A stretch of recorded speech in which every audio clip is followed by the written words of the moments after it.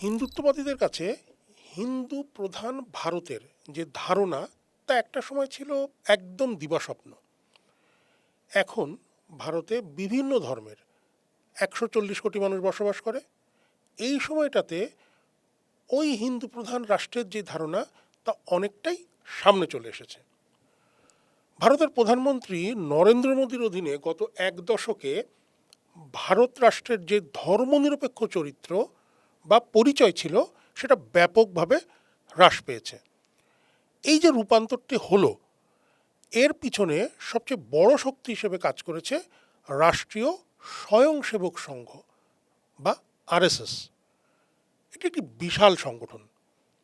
এই 2025 সালে এই সংগঠনের শতবর্ষ পূর্ণ হলো। মার্কিন প্রভাবশালী দৈনিক the new York Times RSS নিয়ে দুটি প্রতিবেদন প্রকাশ করেছে তাদের অনলাইন এবং ছাপা পত্রিকায়। বিশাল দুটো প্রতিবেদন। এটি নাগপুর থেকে লিখেছেন মুজিব মাসাল এবং হরিকুমার। 2025 সালে আরএসএস প্রতিষ্ঠার শতবর্ষ। তারপরেও বছরের একেবারে শেষ সময়ে এসে নিউ ইয়র্ক টাইমস দুটি বিশাল প্রতিবেদন করেছে। প্রতিবেদন দুটির একটির শিরোনাম from shadow to power, how Hindu right reshaped India. এর বাংলা করলে দাঁড়ায় ছায়া থেকে কায়া, যেভাবে হিন্দু দক্ষিণপন্থীরা পাল্টে দিল ভারতকে। অন্যটি শিরোনাম 5 কি moments in the rise of India, Hindu first power house. অর্থাৎ ভারতে হিন্দু প্রথম এই পাওয়ার হাউসের 5টি উল্লেখযোগ্য ঘটনা। নিউ ইয়র্ক টাইমস এমন একটা সময় এই প্রতিবেদনটা প্রকাশ করলো যখন মার্কিন যুক্তরাষ্ট্র এবং ভারতের সম্পর্ক খুব একটা ভালো নয়। রাশিয়ার থেকে তেল কেনা, ইরানের সাথে সম্পর্ক সহ নানা বিষয়ে নানা ধরনের টানাপোড়েন চলছে দেশ দুটির ভিতরে। নিউ ইয়র্ক টাইমস লিখেছে, নিজস্ব সাংগঠনিক কার্যক্রম এবং অসংখ্য সহযোগী সংগঠনের প্রভাব বিস্তারের মাধ্যমে আরএসএস রাজনীতি থেকে শুরু করে শিক্ষা, সংস্কৃতি সহ জীবনের প্রায় সব ক্ষেত্রে উপস্থিত। এভাবেই ভারতের ভবিষ্যতের উপরে নিজেদের নিয়ন্ত্রণ তারা প্রতিষ্ঠা করতে চাইছে, বলছে নিউ ইয়র্ক টাইমস। 1925 সালে আরএসএস এর শুরু হয়েছিল একটি গুপ্ত সংগঠন হিসেবে। দীর্ঘ মুসলিম শাসন, ব্রিটিশ ঔপনিবেশিক শাসনের বিরুদ্ধে হিন্দু গৌরব পুনরুজ্জীবনের লক্ষ্য নিয়ে এই সংগঠনটি গড়ে ওঠে। 30 ও 40-এর দশকে এই সংগঠনের প্রথম দিককার যে নেতারা, তারা ইউরোপের ফ্যাসিস্ট যে দলগুলো ছিল তাদের জাতীয়তাবাদী আদর্শ থেকে অনুপ্রাণিত হয়েছিলেন। মহাত্মা গান্ধী হত্যাকাণ্ডে জড়িত থাকার অভিযোগ সহ বিভিন্ন অভিযোগে সংগঠনটিকে কিন্তু একাধিকবার নিষিদ্ধ করা হয়েছিল।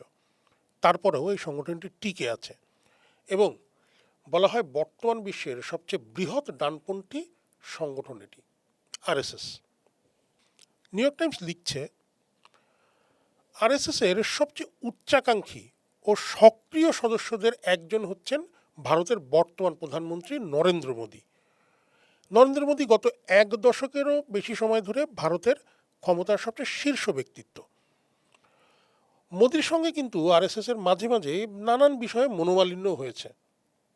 তবে আরএসএস ভারতের ধর্মনিরপেক্ষ যেই প্রজাতন্ত্র, এটির খুব কাছাকাছি পৌঁছে গেছে কিন্তু এই নরেন্দ্র মোদীর মাধ্যমে। আরএসএস এর লক্ষ্য কি? সেকুলার ভারত যে ধারণাটি আছে সেটিকে ভেঙে দিয়ে হিন্দু প্রধান রাষ্ট্র রূপান্তর। শুরুতে আরএসএস ছিল গুপ্ত সংগঠন, কিন্তু এখন সেই ভাবটা বজায় রাখলেও নানান কিছুতে সে প্রকাশ্যে এসেছে। তার যারা সদস্য আছেন তারা সমাজের বিভিন্ন ক্ষেত্রে প্রভাব বিস্তার করছে। 100 বছর আগে ব্রিটিশ শাসন থেকে ভারতের যে স্বাধীনতা আন্দোলন যখন গতি পাচ্ছিল, ঠিক ওই সময়টাতেই একদল হিন্দু জাতীয়তাবাদী চিন্তাবিদ আরও গভীরভাবে একটি বিষয়ে মনোযোগ দিচ্ছিলেন। সেটা কি? এর আগের যে শতাব্দীগুলো ছিল, যখন মোগল বা তুর্কিরা ভারতে শাসন করেছে, ওই সময় সমাজে অনেক ধরনের পরিবর্তন এসেছে। সেই পরিবর্তন থেকে ভারতের হিন্দু জনগোষ্ঠীকে কিভাবে টেনে তোলা যায়, এবং এই ভাবনাটা এমন না যে হঠাৎ করেই এসেছে, দীর্ঘদিন ধরে তারা এটা ভাবছিলেন। নিউ ইয়র্ক টাইমস বলছে, ভারতের স্বাধীনতা আন্দোলনের প্রথম সারির অনেক নেতার মধ্যে একটা রক্ষণশীল প্রবণতা ছিল। মোহনদাস করমচাঁদ গান্ধী অর্থাৎ মহাত্মা গান্ধীর মতো কিছু উদার নেতারা একটা বহুত্ববাদী ভারতের স্বপ্ন দেখেছিল। এই যে স্বপ্নটি, বহুত্ববাদী ভারতের যে স্বপ্ন, সেই স্বপ্নকে নিয়ে কিন্তু একটা অস্বস্তি ছিল প্রথম সারির কিছু রক্ষণশীল নেতার মধ্যে। তারা চেয়েছিল এই যে হিন্দু সমাজকে টেনে তুলতে একটা স্বেচ্ছাসেবক বাহিনী গঠন করতে। এই যে চিন্তা থেকে একজন চিকিৎসক, তার নাম কেশব বলিরাম হেডগেওয়ার, তিনি মহারাষ্ট্রের নাগপুরে রাষ্ট্রীয় স্বয়ংসেবক সংঘ বা আরএসএস প্রতিষ্ঠা করেন। আরএসএসের প্রতিষ্ঠাকালীন যারা নেতারা ছিলেন, তারা একটা জিনিস ঠিক করেছিলেন যে তাদের যেই সংগঠন, মানে সেটার কাজটা কী হবে, সেই সংজ্ঞাটা তারা ঠিকঠাক নির্ধারণ করেছিলেন বলে, এবং তাদের মূল যে বিষয়টা ছিল যে ভারতের একমাত্র পরিচয় হবে হিন্দু রাষ্ট্র। এই যে ধারণা, এই ধারণাটা শুরু থেকে তারা চেয়েছিলেন এটার উপরেই ভিত্তি করে গঠন করা হবে আরএসএস। নিউ ইয়র্ক টাইমস লিখেছে, আমি একটু হুবহু যদি বলি, 1947 সালে ব্রিটিশরা ভারত ত্যাগ করার সময় মুসলমানদের জন্য পাকিস্তান রাষ্ট্র গঠনের উদ্দেশ্যে দেশের একটি বড় অংশ বিচ্ছিন্ন করে দিয়ে যায়। হিন্দু ডানপন্থীরা ক্ষুব্ধ হয়ে ওঠে, কারণ নতুন ভারতীয় রাষ্ট্রকে কোনো স্পষ্ট ধর্মীয় পরিচয় দেওয়া হয়নি।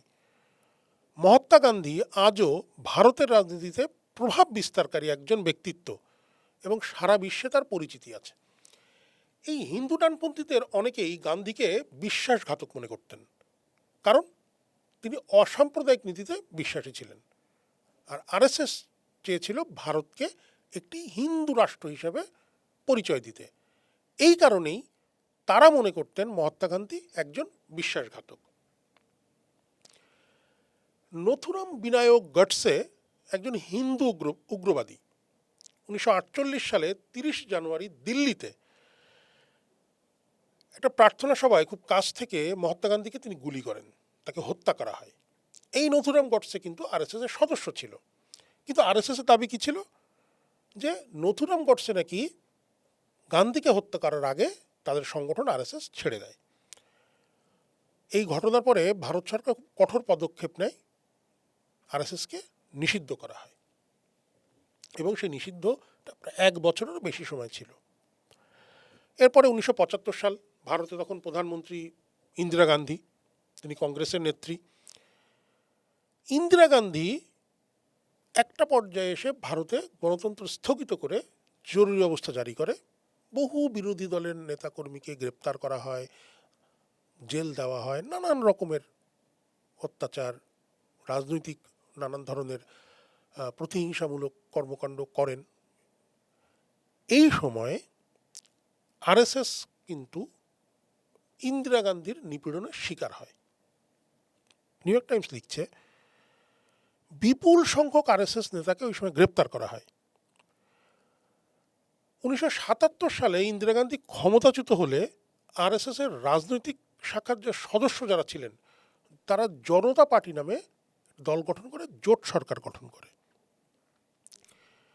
আরএসএসের যে রাজনৈতিক শাখা, যেটাকে বলা হয় আজকের বিজেপি, ভারতীয় জনতা পার্টি, এবং তাদের বহু সহযোগী সংগঠন 1980-র দশক থেকেই কিন্তু বাবরি মসজিদ সংক্রান্ত বিতর্ককে কেন্দ্র করে হিন্দুর যে একটা ক্ষোভ, মানুষের মধ্যে একটা ক্ষোভ, সেই ক্ষোভকে ভারতীয় রাজনীতির কেন্দ্রে নিয়ে আসেন।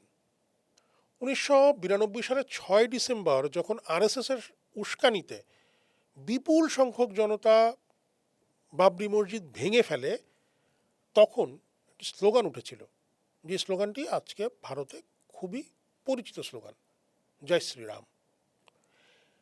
এই যে স্লোগান, সেই স্লোগানটি কিন্তু তখন আন্দোলনের হাতিয়ার হিসেবে পরিণত হয়, যেটা আজকেও বিজেপি তাদের প্রধানতম স্লোগান মনে করে।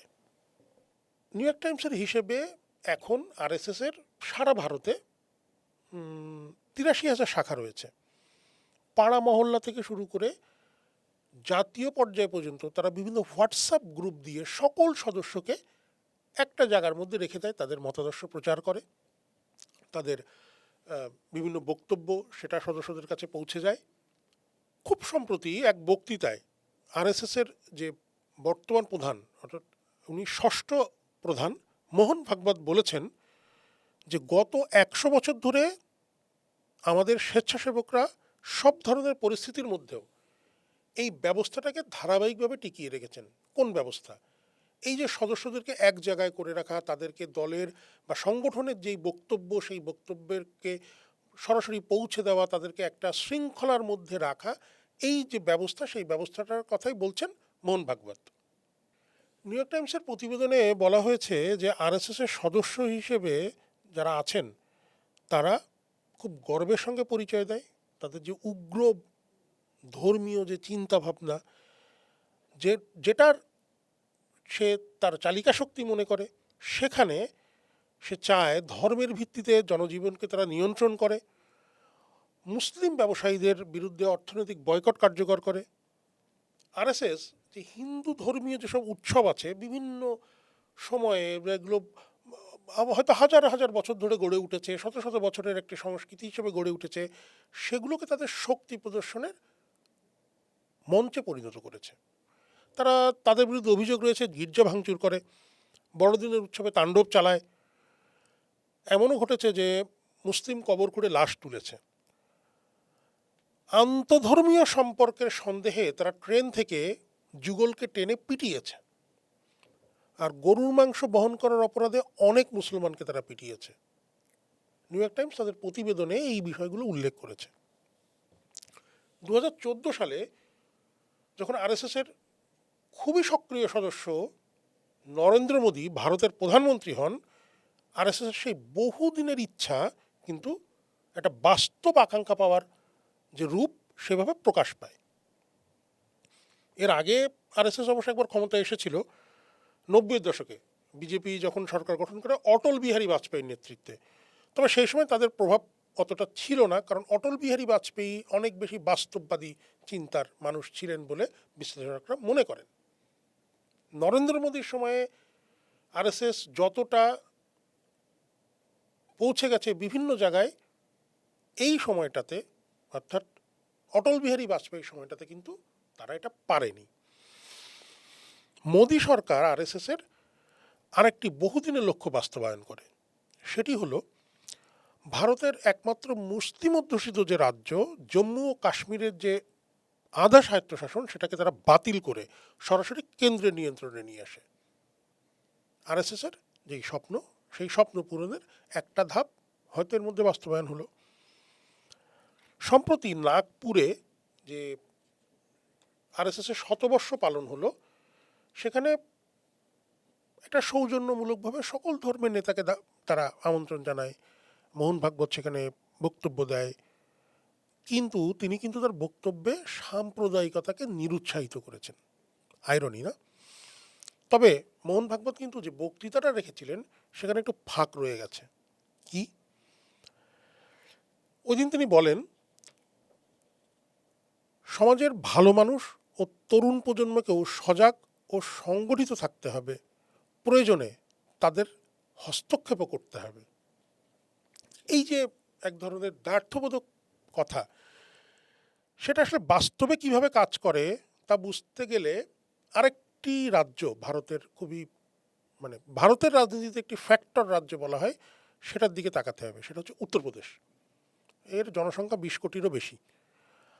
এই রাজ্যে যিনি মুখ্যমন্ত্রী যোগী আদিত্যনাথ, তিনি বিজেপি সমর্থক। অনেকে তাকে নরেন্দ্র মোদীর সম্ভাব্য উত্তরসূরিও ভাবেন। নিউ ইয়র্ক টাইমস বলছে যে আদিত্যনাথ যোগী আদিত্যনাথ তিনি প্রধান প্রধান হিন্দু ধর্মীয় অনুষ্ঠানে অংশ নেন, তীর্থযাত্রীদের শোভাযাত্রার উপরে হেলিকপ্টার থেকে ফুল বা পুষ্পবৃষ্টি বর্ষণ করেন, কিন্তু রাজ্যে যখন মুসলমানদের ধর্মীয় অনুষ্ঠানে পুলিশ দমন নীতি চালায় তিনি চুপ থাকেন।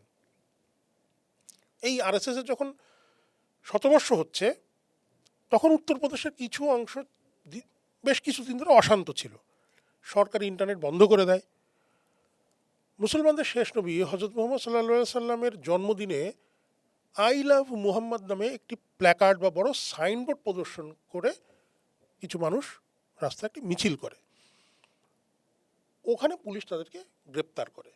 ওই গ্রেপ্তারের প্রতিবাদে মানুষ যখন আবারও রাস্তায় নামে তখন কয়েক ডজন মানুষকে গ্রেপ্তার করা হয়। 1000-এর বেশি মানুষের বিরুদ্ধে ফৌজদারি মামলা করা হয়। আদিত্যনাথ প্রথম সারির নেতাদের, মানে এই যে বিক্ষোভটা হয়েছিল সেই বিক্ষোভে যারা প্রথম সারির নেতা ছিল তাদের বাড়িঘর বুলডোজার দিয়ে ভেঙে দিতে নির্দেশ দেন। তারপর থেকে অনেকে তাকে বুলডোজার বাবা বলে এবং এই নামে তিনি কিন্তু পরিচিত। কয়েকটি ভারতীয় হিন্দুত্ববাদী বা সংঘবাদী, আরএসএস একটি সংঘবাদী সংগঠন, তাদের সংবাদ মাধ্যম ও প্ল্যাটফর্ম নিউ ইয়র্ক টাইমসকে, যে নিউ ইয়র্ক টাইমসে যেই প্রতিবেদনটি প্রকাশ হয়েছে সেক্ষেত্রে তার কিছু অভিযোগ তুলেছে। বলছে যে এটি বিশ্বাস করা যায় না, এটা পক্ষপাতদুষ্ট, এই আরএসএসকে ভুলভাবে এটাকে উপস্থাপন করা হয়েছে, মানে যে ফ্রেমিংটা এটা ভুল। তারা বলছে মানে এই যে আর্টিকেলটা নিউ ইয়র্ক টাইমস যেটা ছেপেছে, দুটো আর্টিকেল, সেখানে বলছে এটা অতিরঞ্জন করা হয়েছে। আরএসএসকে বলা হয়েছে ছায়া সংগঠন, কট্টর দক্ষিণপন্থী সংগঠন, এগুলো ঠিক না। এবং তারা বলছে আরএসএস তো কোনো গোপন সংগঠন না, তারা স্বচ্ছভাবে সামাজিক কার্যক্রম করে একটি স্বেচ্ছাসেবী প্রতিষ্ঠান। নিউ ইয়র্ক টাইমসের ভাষা, যারা এই নিউ ইয়র্ক টাইমসের প্রতিবেদনকে মানে বিরোধিতা করছেন তারা বলছে নিউ ইয়র্ক টাইমসের ভাষা হচ্ছে পশ্চিমা উগ্র উদারবাদী আখ্যান থেকে উদ্ভূত। যে ওয়েস্ট, ইউরোপ, আমেরিকা, তাদের যেই ধারণা, সেই ধারণার মানে উদারবাদী ধারণাকে তারা বলছে উগ্র উদারবাদী ধারণা, সেখান থেকেই নাকি নিউ ইয়র্ক টাইমস প্রভাবিত হয়ে এটা লিখেছে। নরেন্দ্র মোদী সরকার কিন্তু এটা নিয়ে কোনো প্রতিক্রিয়া দেখায়নি। এখন তার আগে নিউ ইয়র্ক টাইমস আরেকটা জায়গায় বলেছে যে আরএসএস কীভাবে এই যে পুরো সময়টা, সেই তার প্রতিষ্ঠার 100 বছরে সে কি করেছে, সারা দেশে প্রচুর সদস্য করেছে, একদম শিশু থেকে বৃদ্ধ পর্যন্ত। এই সদস্যরা সমাজের নানান স্তরে ছড়িয়ে আছে, সেটা ভারতীয় সেনাবাহিনীতে, ভারতের অন্য সশস্ত্র বাহিনীর অন্য ইয়েতে যে অঙ্গগুলো আছে সেখানে, ভারতের বিচার বিভাগে, ভারতের প্রশাসন ব্যবস্থায়, রাজনীতিতে তো বিজেপি আছেই, গণমাধ্যমেও সেটি আছে।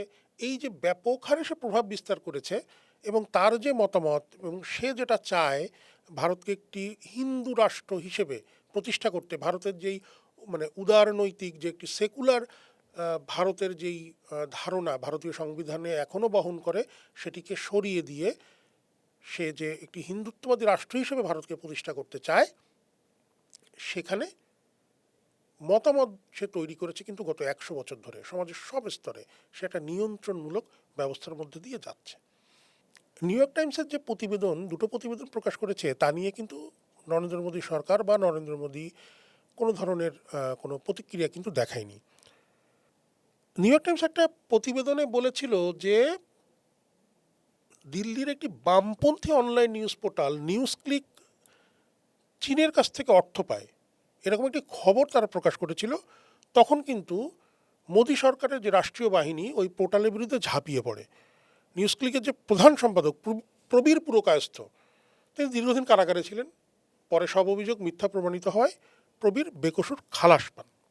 অথচ মোদী সরকার ও বিজেপির কাছে ওই সময়, মানে যখন new York Times Prabir Purkayastha এবং তার নিউজ ক্লিক নিয়ে নিউজ করেছে, তখন কিন্তু নিউ ইয়র্ক টাইমসের খবর তাদের কাছে সত্য বলে মনে হয়েছিল, যেটা এখন তাদের কাছে মনে হচ্ছে না।